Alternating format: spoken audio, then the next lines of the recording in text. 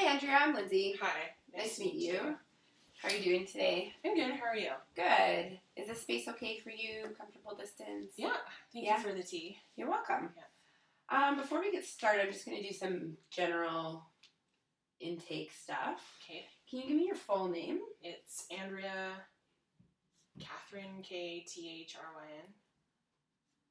Tomlinson, Thomlison. All right. And your date of birth? December 8th, 1987. And your phone number? Area code 778-676-0637. All right. Do you have an emergency contact in Victoria? In Victoria? Or wherever? I would just do my mom. Okay. So, do you want her full name? Yeah. It's Marianna, Marianna. And Tomlinson, same as. Phone number? 613-382-4230.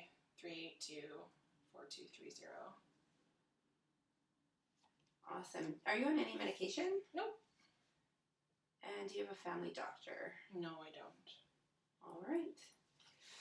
Okay, and before we get right into it, I'm just going to let you know what the limits of confidentiality are and informed consent. So, just so you know, like anything we talk about today is between you and I. Why am I laughing? Okay. Unless you disclose harm to yourself or to others, disclose abuse or neglect, or if any of the documents are subpoenaed to court. Okay. Is that good? Yeah. Yeah? All right. So what brings you in today? I guess I'm just feeling, right now, I'm just feeling overwhelmed with life and school and all the things that come with that. So and relationships. So life, school, and relationships. Sounds like a lot. Yeah, so I'm just kind of wanting to come in and maybe just unload and like get it off my chest and. Absolutely. Sometimes it's nice to just kind of vent it all out to somebody, right? Yeah. Especially neutral kind of. Yeah, party, yeah. Right? Sometimes I feel like, if I talk, I'm really close with my mom, but like if I, sometimes I talk to her, she tells me not what I want to hear. She tells me what I need to hear, like, oh, you need to do this or you need to do that. And I find like lately, especially, that's not helping me. I just feel more like pressure, so to speak, I guess. Yeah. So your mom is a little bit of a confidant, but sometimes you can't really get into everything with her. Yeah. Sometimes moms don't need to know everything, right? No, yeah. It's hard though with the relationship that I have with my mom. It's hard to like, you know what I mean. But I'm learning. I'm learning to. So just kind of to get some background, I know that your mom has different area codes, so I'm assuming she's not in Victoria? No, she's in Ontario where I grew up. And then I was born and raised in a small town, just to give you like a little backstory. Of like 5,200 people. And then I was born and raised there, and then I moved out when I was 18 and lived in another kind of sister town to there for a year and a half. And then I moved out to Calgary and I lived there for 4 years. And then I've been here for a year. Okay. Nice. So when you moved out at 18, did you live by yourself? No, I had 2 other roommates. Oh, okay. Yeah. And were you in school or just? Yeah, I was in school at that time. Yeah. And then you moved out to Calgary at, how old were you then? 20? Yeah, 20, I think. Oh, okay. 19, 20, around there, I think. Nice. Yeah. And what were you doing in Calgary? I moved, I had a cousin there, and that's the only person that I knew there, and I just ended up moving because I wanted, like, change of scenery and different pace of life. I wanted to get away from, I just wanted something different. And yeah, it sounds like you're a bit of a go-getter. Moving out at 18, then across the country to Calgary, and then out to Victoria. That's awesome. That takes a lot of courage. Not a lot of people can do that when they're 18 especially. So that yeah, kind of shows a lot. it's been a good thing and a bad thing. Well, I wouldn't say a bad thing, but a difficult thing. That's for sure. Can you go into why it's been a good thing? I've learned, I think, a lot about myself, and I think that I've become really, really independent. Yeah. For more so than I think people my own age, and like I look at friends who are still like back home in Ontario, and a lot of them are still living with their parents or what have you, right? So yeah. So yeah, I think that I'd gain like a lot of independence, and with independence, I think comes a lot of like life experiences and knowledge, Absolutely, right? yeah. So. Yeah. Do you want to go into why it's been a difficult thing, which is your words using? Yeah. So I think for the most part, I think it's just been a difficult process in the sense of like, how do I describe this? Take your time. Like realizing that not living with my parents anymore, so like realizing that I'm not a kid anymore and I am an adult, and I am really close with my parents, and so like that whole thing, and then just trying to establish relationships, like brand new relationships, not ones that I've like relied on for my entire life. So, so doing that, starting essentially a brand new life in Calgary, and then uprooting, and then doing it again in Victoria. So it's like, so in a sense, it's like, I don't know, like a hard, like not having that sense of belonging, I guess, you know what I mean? CYC, right? Yes, it is, and belonging is an important thing to feel. Yeah. Especially in a new city, and especially, I mean, it's important to feel at any age, but I mean, you moved out when you were 18, which is a difficult age in itself, transitioning from young, like adolescent to young adulthood, right? Yeah. And then even in your 20s, you're still kind of figuring it all out. Yeah. So I mean, those were huge life-changing events for you. So that would be a hard thing to do. Yeah, and I feel like I kind of, so when I moved out to Calgary, I had just gotten a job in doing like in an oil and gas company, and then so I felt like I did a little bit of school, and it wasn't totally like, it was in the opposite end of what I really wanted to do, and then I jumped into being an adult, so to speak, of having a 9-to-5 job. I worked there for 2 years, and so now I feel like I'm taking like 5 steps backwards. Now I'm back in school and trying to finish my degree up, right? Yeah. So I feel like it's like back and forth, going from being an adult with adult responsibility, career, all that kind of stuff, to going back to that's being a student and kind of living that student life. For sure. What program are you in? The Child and Youth Care. Okay. UVic. At UVic. And you're finishing up, so in your 4th year? Okay. How have you found that program from start to where you are kind of now? So I did my first 2 years at a diploma program at Mount Royal University in Calgary. Okay. And I love that program, and I really had a good relationship with all my professors, and I knew that I wanted to go on, and I knew that I wouldn't be happy with myself until I had like a degree, and so U of Vic offered, they call it a direct transfer, but I don't know if I would really say direct transfer into the 3rd year here, and I decided, I was like, yeah, why not? Like, when would I get a chance to like move to the island and live in Victoria and like make it go at that? So awesome. So that was kind of like the background of why you decided to come out to Vic. Yeah. Just to finish your degree and and experience Victoria and the island, and And how are you finding your experience here so far? It's definitely been a roller coaster. Okay. it's beautiful here, and I have like a really good connection with like the nature and things like that. I really feel like a lot of Victoria reminds me of home in the sense of like water and the islands and things like that. Yeah.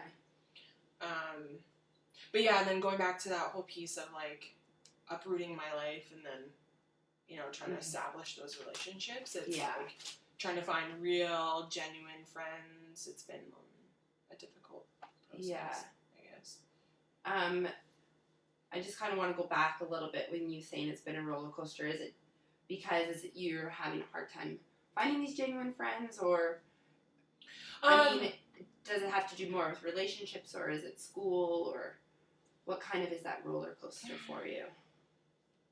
It's a good question. I don't know if I really like pinpointed what it was, like, or what it is. I guess I think the struggle that I'm having in Victoria, it's because I am an older student, and then I'm in classes with 18, 19, 20-year-olds. So I'm just, and like I said, you know, I was living a very like adult life, and I had a career, and I learned a lot from that, and you know, so I really just feel like I'm at a completely different stage than a lot of the students are. So trying to meet, you know, like-minded people in that setting, it's been really difficult. So yeah. Yeah, it sounds like you're kind of having a hard time connecting with people here. Yeah. And, you know, finding those, like you said, genuine relationships. And that's extremely hard. It would make anything hard when you can't find that connection to it. I mean, it's human nature to find connections to other human beings. And if you don't have that in a place, then it seems like everything else isn't going to fall into place, right? Totally. And it seems like everything else is a disconnect in your life. So without those relationships, I mean, going back, you said you had really good relationships with your professors in Calgary. What about the relationships here with your professors in Victoria? They haven't been so great. No.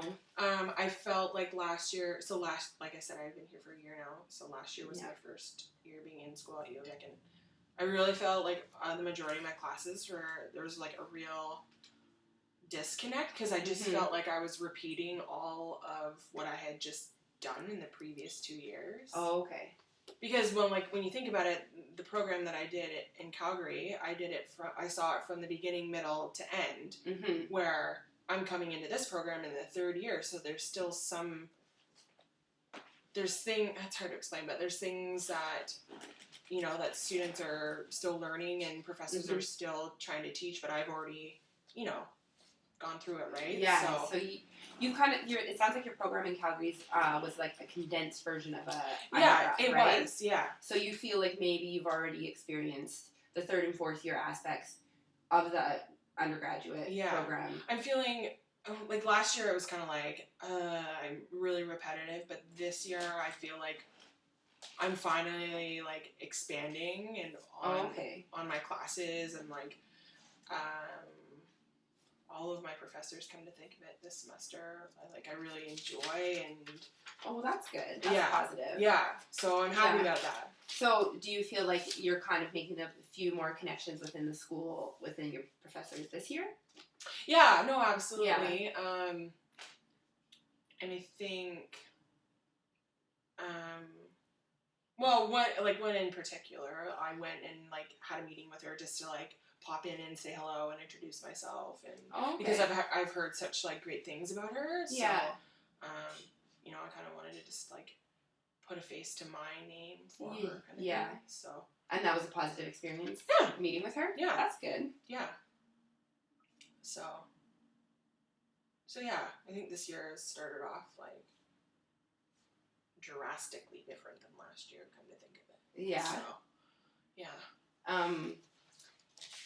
Has anything else changed for you this year that's been different from last year, that's made life, or, you know, you said in the beginning that you were feeling overwhelmed with life, school, relationships. So what kind of does that look like? So like right now with school, I'm just, because of potential, like I will be graduating like next year at this time. So that like anxiety of finishing school. Okay, now what am I going to do? Is the career path that I've chosen, is it the right one? Yeah. You know, is my education going to be the right one for, you know, is this really what I want to do? Like, I have all these questions, right? So then I'm getting all this anxiety surrounding that, right? Oh, absolutely. That's one of the most common things with fourth year students is anxiety of where to go, like what your career is gonna, what that direction is gonna look like. And I'm not worried about getting a job. I'm worried about, like, I know I could easily get a job in the field because there's always going to be work, whether it's you know, recreation with children and youth, or if it's at risk, or if it's early adolescent, or you know what I mean? Like, there's so many different demographics, so I'm not worried about that. I'm just worried that, like, because for all of my life, I've always known what I wanted to do, and now that I'm, like, getting into, like, my mid-20s, and, like, you know, I'm like, is this really what I want to do, though? Right? So it sounds like you're a little bit worried about the unknown. Yeah, I totally am. The unknown about what's going to happen after school, right? Because, I mean, you said that you've already done the adult thing, and then you went back to school, and then it's like, now, naturally, your next step is going to be going back into the adult. I mean, you're adult already, but going into adult life with a career and all that kind of stuff. And it sounds like it's just a little bit scary for you. It is. It is. I'm looking forward to, because I've always thrived in routine, and the student life is not very routine. Like, you know, you have some days you have classes early morning, some days you don't. So you get, you know, you get used to sleeping in and, like, all of that. So I am looking forward to, like, getting a job and be a routine of, you know, like 9 to 5 or whatever kind of thing, right? So, but yeah, there's so many things. There is. Yeah. I just kind of want to ask, maybe, what would your ideal situation look like after you graduated? Have you ever thought about what your ideal future would look like? It doesn't have to be about career, it doesn't have to be about anything, but, you know, maybe what would ideally you see yourself next year at this time? Oh my goodness. I don't even think I've thought about that. I have, but, like, not in depth. I don't know, because I really don't know.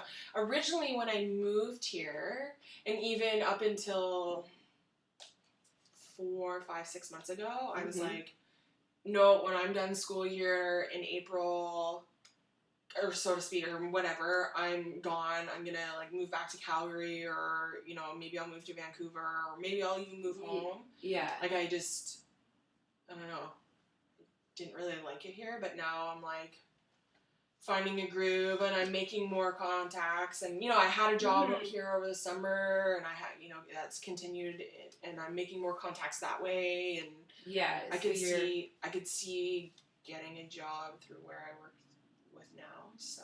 Oh, okay. So that, you know what I mean, that might be.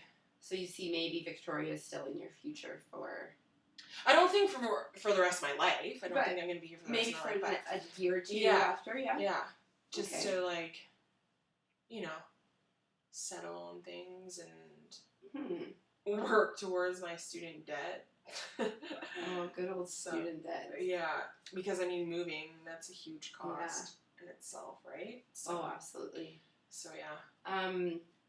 Is finances, do you think that contributes to your feelings of overwhelm? Oh, absolutely. Yeah. Yeah, absolutely. I mean, last April, I was in class at the beginning of April. And then I didn't end up getting a job until, like, I guess the beginning of June.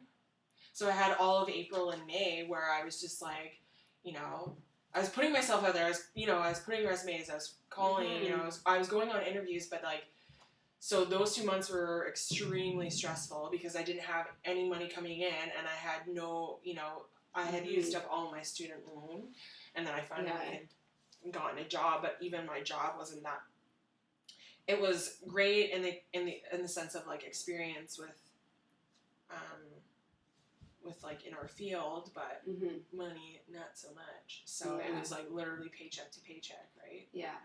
And I'm kind of wondering what it was like for you from April to June. Kind of, what was your feelings surrounding not being able to find a job? How? After a while, I got like really discouraged. Because when I first moved here, I forgot who I heard it from. I don't know. Maybe it was like another peer or something, that it was really difficult to get a job here in Victoria because, especially in the summer, because it's competitive. You know, there's especially with like all the students here and whatnot. And I don't know. I guess you just have that like thought, oh, that's not me. You know, and I consider myself to have, you know, like pretty wide range of experience in the field, right? And some like really good references as well.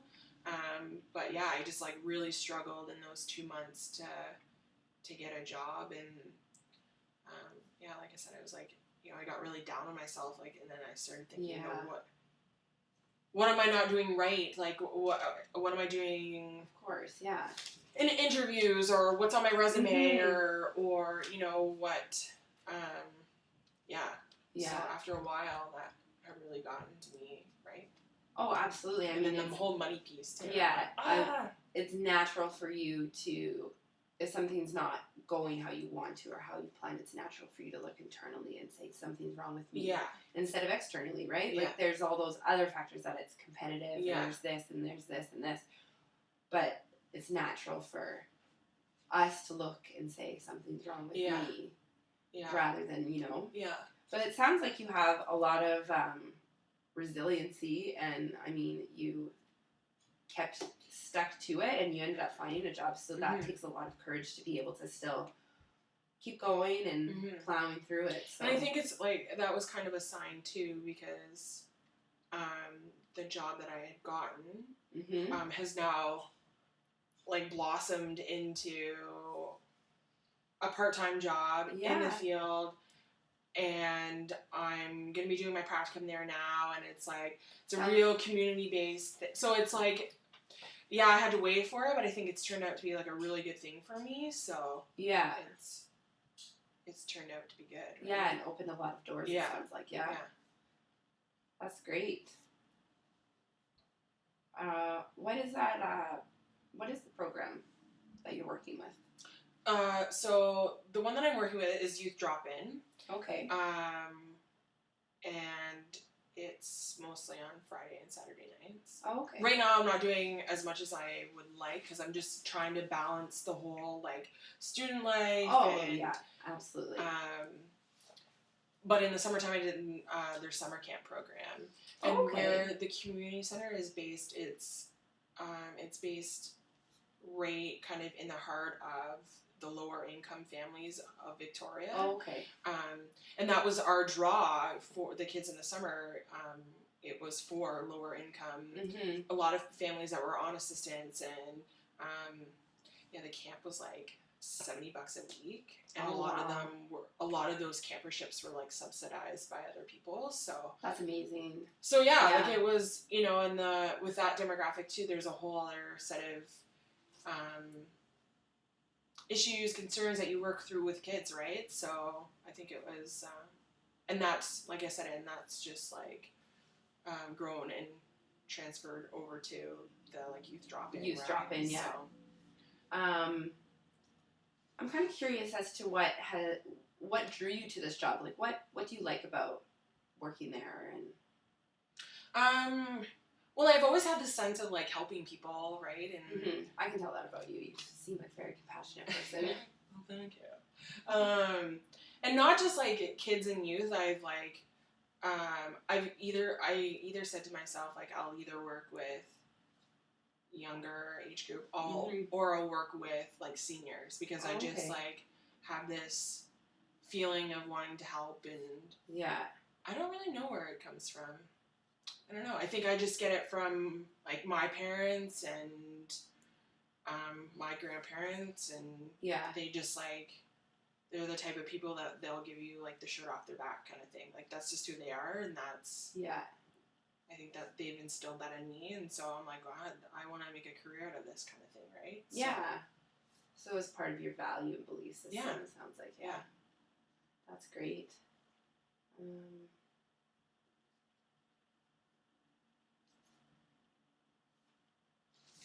So you said, so it sounds like you kind of working with just people in general. So who knows, maybe after this year it could take you into working with adults or... I'm not really sure. Originally I was like, I want to be like a guidance counselor in a school setting. Like I always thought that, like from my first job was like a assistant dance teacher, and that was like the first job that I ever had, and the first job it was with kids. And I was like, this is so cool. And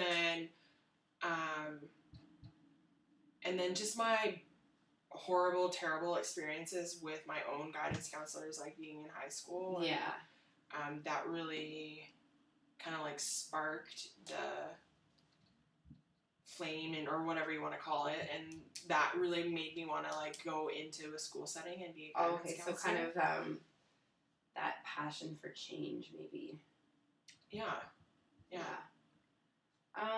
I'm just wondering about dance.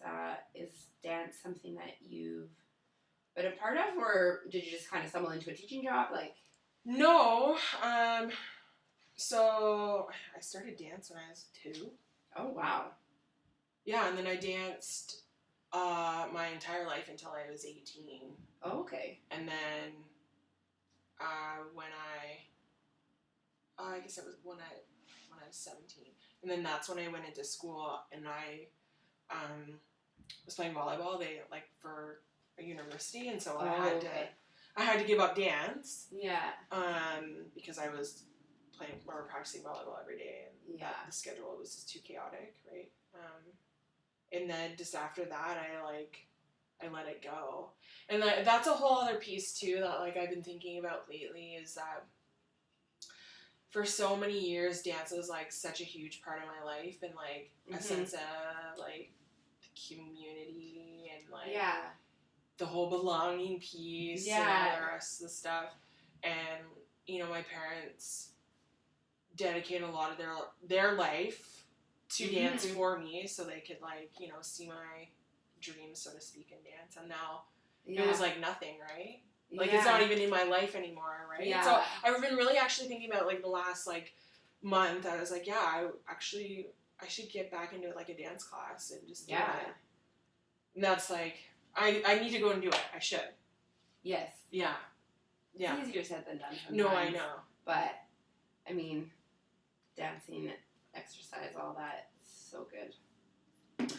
No, I know, and I have such an attachment to it, right? Yeah, it sounds like it. And it sounds like, just from talking to you, it sounds like community and all that is really important in a lot of areas in your life. Yeah. And I mean, well, then I think, sorry, not to cut you off. No. But no. I think because growing up too, I had dance. I was always a part of sports. I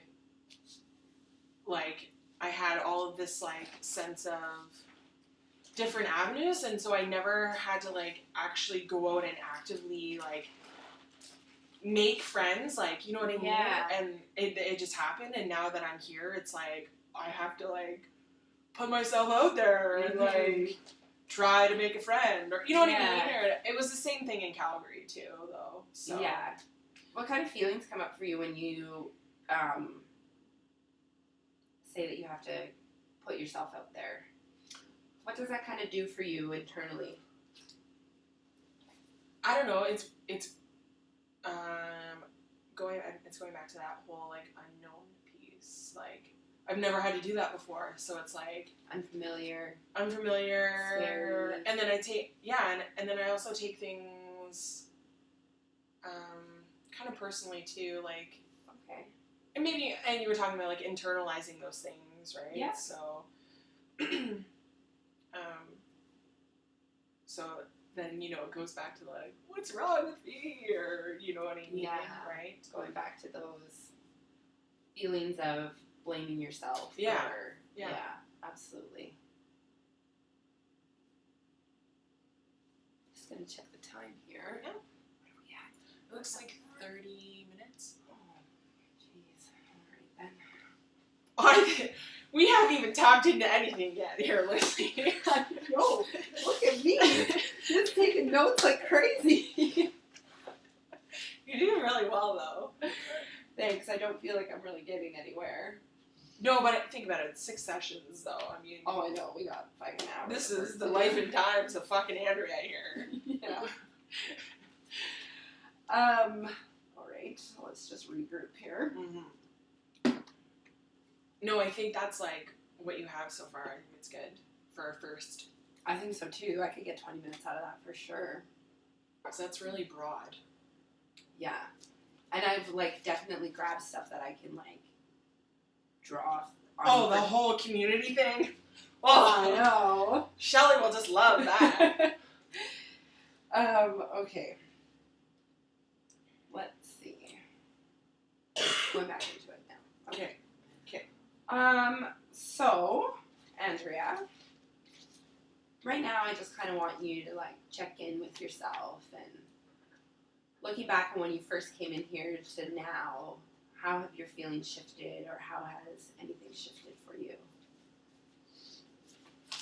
I mean, obviously it's good to talk about these things, right? Because sometimes I think, sometimes I do drive myself crazy because it's just like a constant wheel, like a continuous like motion of like worrying, I guess, right? Yeah, absolutely. About school and money and often people, when you're thinking about things and, you know, like you said, a wheel going through your brain and stuff like that, I mean, often people kind of jump to the worst case scenario or, you know, one thing like all of a sudden leads to a million worse things, which maybe might not necessarily even be on the radar or something. Yeah. Right? And I feel, I kind of feel like that's how it is. Yeah, your right mind now. kind of like, wanders a bit. Yeah, and I feel like just kind of within the last week, it's been like one thing happened, then this thing happened, then this thing happened, then this thing happened. Yeah. And now I'm thinking like, oh my goodness, like this semester is almost over and like, yeah, I feel like I haven't done anything as far as like school related. You know what I mean? So like exactly like you said, like it's just like one thing after another after another. So was this last week was there specific events that happened that kind of created or contributed to your... Well, I think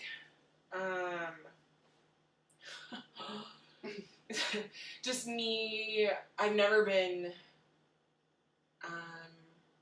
the best student in the sense of like I mean, I've always gotten the work done, but I'm like the biggest procrastinator ever, and like I put my way to deal with things is like I put them aside and I don't like deal with them initially. I just kind of like sweep it under the rug, so to speak. Yeah. So I think that's what happened within this last week. It's like all of that stuff that I swept under the rug was like, nope, you can't do that. Showing its ugly face. Yeah. Saying, deal with me. Yeah, you can't do that. Like, here it is, kind of thing. Oh, okay. As, and more specifically with my practicum. So, not to like verge off of, but this is like kind of that was kind of the root of my blow up this week. But okay. So originally, I had done practicums in the past at Mount Royal in my diploma program.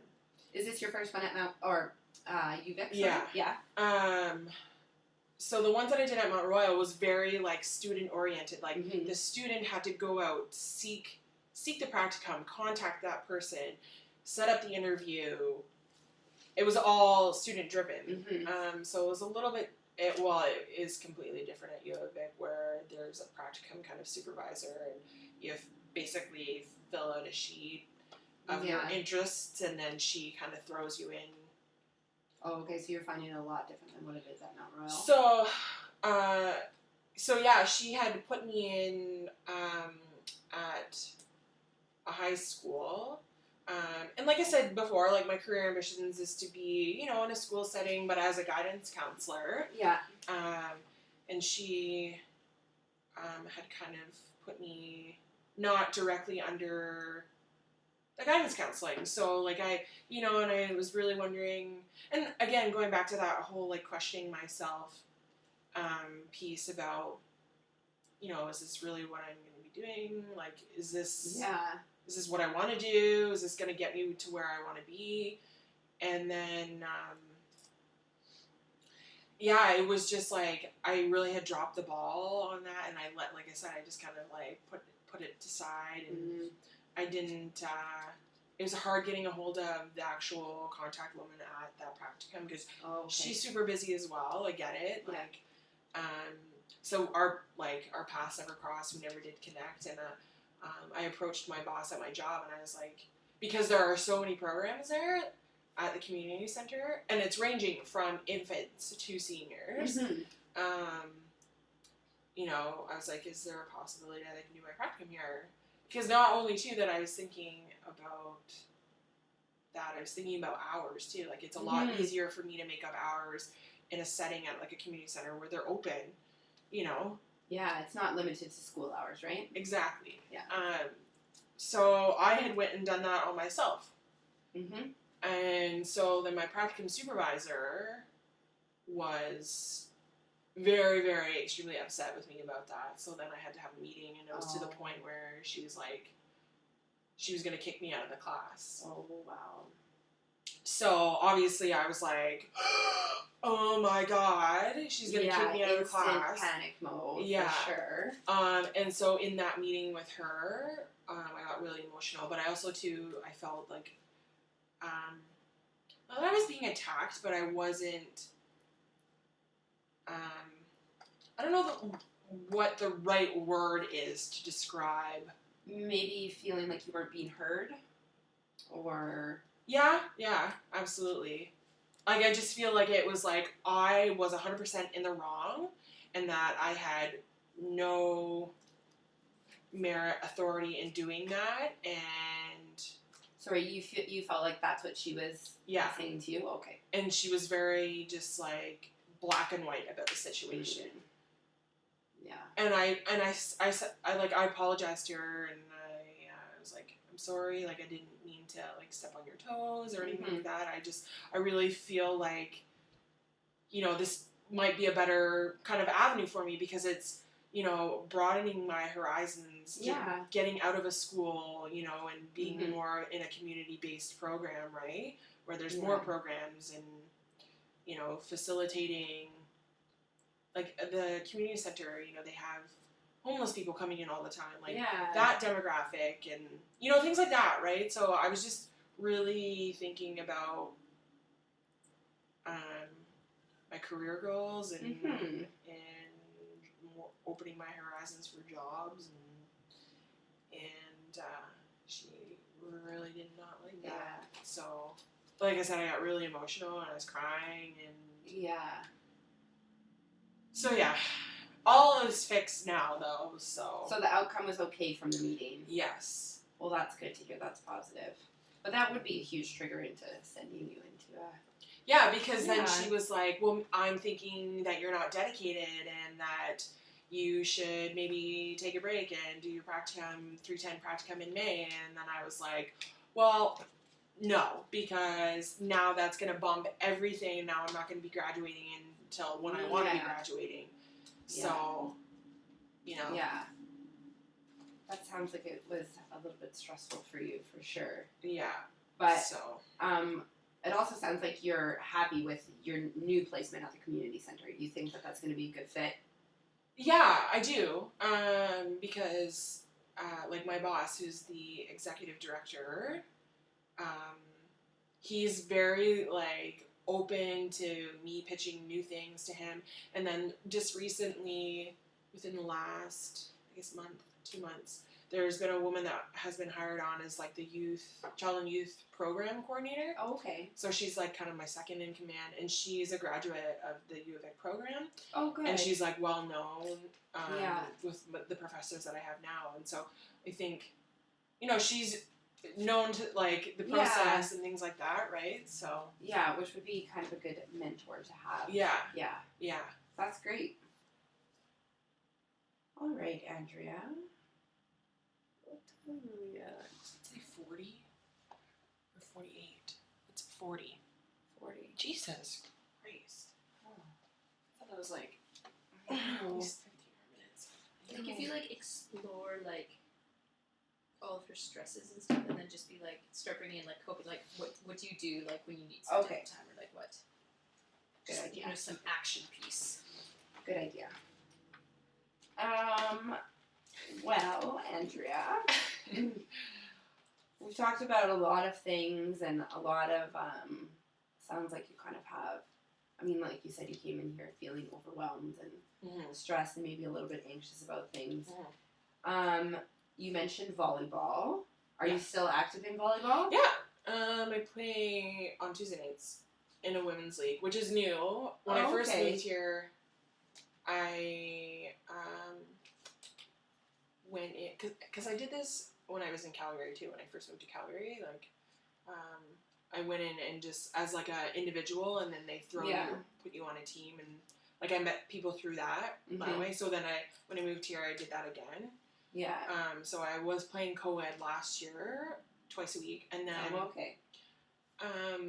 I just wanted like a change of pace. And when you play co-ed, sometimes in sports, like it can get competitive, and guys only want to play with guys, and you know, and things like that. And I wanted to meet more women, so I went in. Yeah. I was approached when I was playing this summer, just randomly by a girl. She's like, "Do you play women's?" And I was like, "No." She's like, "Do you want to? Do you want to play on my team?" And I was like, "Sure." Nice. Yeah. So I play on Tuesday nights, and I'm loving it. Like I have so much fun, and it is competitive, and it's like a good balance of fun and good. Yeah. What does volleyball do for you in terms of your emotions or regulation or when I'm not think anything like active, when I'm not doing like things that are active, or like I said, like I think about things, I over analyze things, sometimes I'm just so in my head. Yeah. And one of the reasons why I love volleyball so much is because like when I play, it's just very like any sport too. Like you're just very in the moment, and you're thinking about what you're doing, like you know, hitting the ball or whatever, right? And so like I'm not thinking about my daily stress. You know? So it kind of gives you a break from being in your head. Yeah. Well, it sounds like that is a very positive thing in your life. It is. Yeah. And I sweat too, so that's always good. That is always good. It's good for the soul. Yeah. To sweat it out. Yeah. Just kind of to maybe start wrapping up here. Yeah. We've talked a little bit about school, a little bit about some relationships. I mean, you mentioned your mom, which she sounds like amazing support for you. And kind of just a little bit about life in general. What are kind of your goals, or what do you kind of hope to get out of coming here?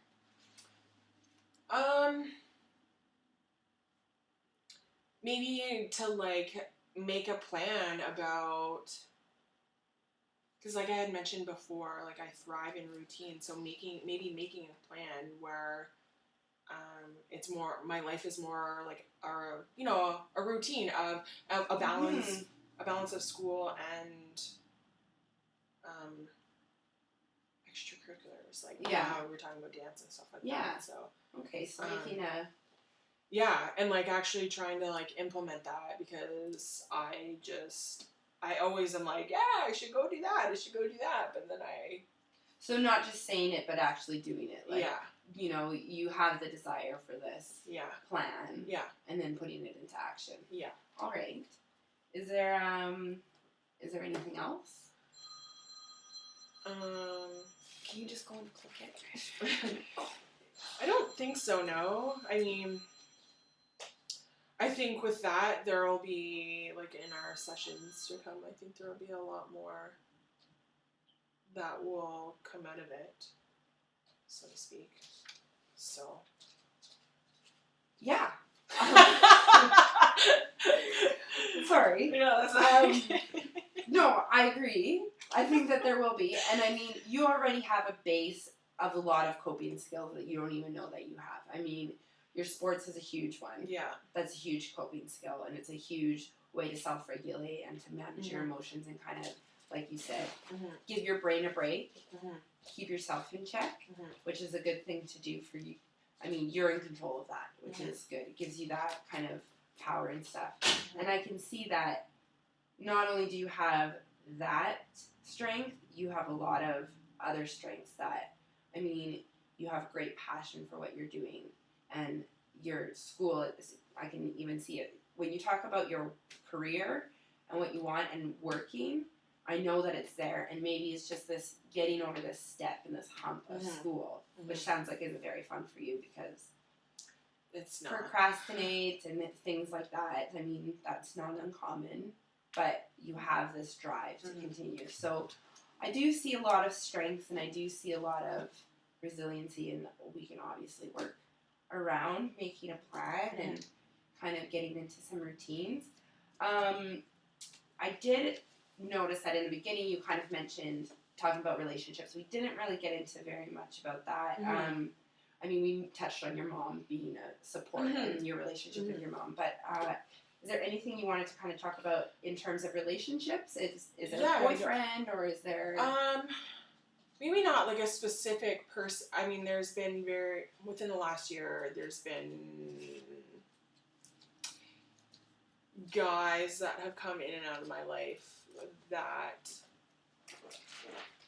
and it's only been a short amount of time, but it's like, I feel like it's deeply affected me. Okay. And I know that, part of my issues, concerns surrounding guys is because my dad wasn't around a lot when I was a kid. Because he was working. I mean, not like it wasn't a choice. It's because he was working. He was providing for her. Yeah. So maybe we can take a day to kind of go looking into that and exploring that a little bit more. Yeah, Does that sound okay? Yeah, absolutely. All right. I also wanted to just quickly ask, would you attribute, you said guys coming in and out of your life and they deeply affected you. Would you kind of put that on that roller coaster that you were talking about earlier? Oh, absolutely. Yeah. Absolutely. Okay. All right. Well, I think maybe we'll... wrap that up for today. Is that 48? Yeah. Okay. Do you have any questions for me? No, I don't think so. Do you feel like you kind of got what you were looking for today? I think so, yeah. I think it'll be a good starting point for... Absolutely, I think so really too. Getting into things. Yeah. I don't want to say we have a lot to work with because that sounds like scary, but... Let's be honest here. I know that we can go and we can talk about some things and kind of carry it out and see what happens from it. Yeah. Right? I mean, there's no harm going into any of these things. There's no harm going to look into anything. Yeah. Something may come out of it, something may not. Yeah. But at the end of the day, there's nothing wrong with doing that. Right. So if you're okay to leave it at that, then... Yeah. All right, then. Thank you. Jeez, 49 minutes.